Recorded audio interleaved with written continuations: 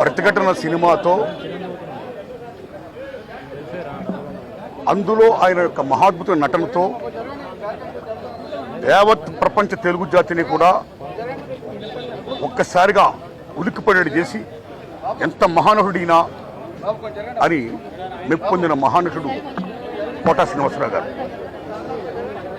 ఓ కామెడీయా, ఓ విలనియా, ఓ సెంటిమెంటా, ఓట కాదు నవరసాలను కూడా పండించి మెప్పించి ఒప్పించిన మహా క్యారెక్టర్ నటుడు కోటా శ్రీనివాసరావు గారు.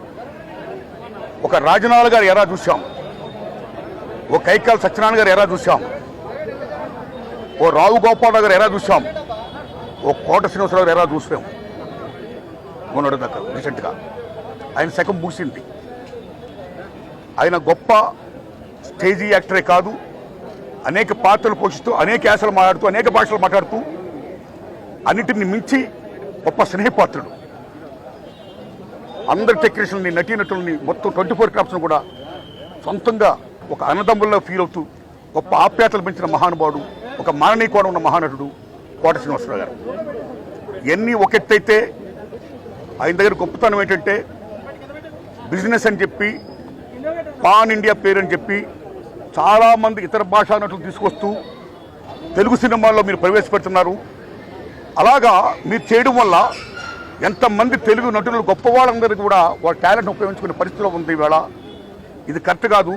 తెలుగు నటుల యొక్క, నటీనటుల యొక్క టాలెంట్ మీరు ఉపయోగించుకోవాలి అని ప్రశ్నించినటువంటి స్వరాష్ట్రాభిమాని, 2 రాష్ట్రాల అభిమాని, తెలుగు భాషాభిమాని కోటా శ్రీనివాసరావు గారు.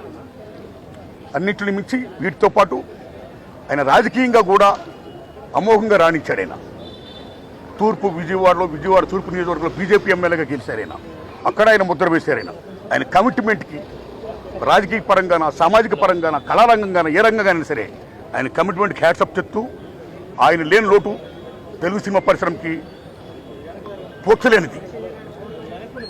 మహాకవి ఆత్రేయ గారు చెప్పినట్టు పోయిన వాళ్ళందరూ మంచోళ్ళు, ఉన్నోళ్ళు పోయిన వాళ్ళు తీపుగుర్తులుగా, ఆయన తీపుగుర్తులుగా మనందరం ఉంటూ ఆయన ఆశించిన గొప్ప తెలుగు పరిశ్రమ అభివృద్ధి యొక్క ఆ దశకి, ఆ ఉచ్చ దశకి చేరుకోవాలని, పయనించాలని కోరుకుంటూ God bless his soul, God bless us.